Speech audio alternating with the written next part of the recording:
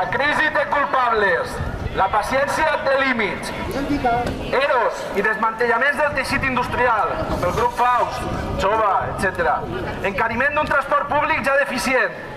Manca de professorat a les escoles i instituts públics i a l'Escola Oficial d'Idiomes. Manca de llits, de metges i metgesses especialistes a l'Hospital Sant Francesc de Borja.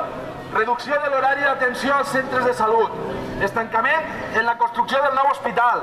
Tancament de Gandia Televisió. Exili de centenars de joves en busca de treball. Aquest és el panorama al que ens enfrontem en l'actualitat. Els milers de treballadores aturats i aturades que vivim als pobles i ciutats de la Safor. Cal una alternativa al capitalisme. Una alternativa que garantisca el repartiment del treball i la riquesa. Una alternativa que només podrà ser construïda mitjançant l'autoorganització dels treballadors, aturades i aturats. El bloc anticapitalista de la Safor es manifesta a Gandia per denunciar els responsables i les conseqüències de l'actual i anteriors crisis capitalistes i per fer una crida a l'autoorganització per tal de garantir un present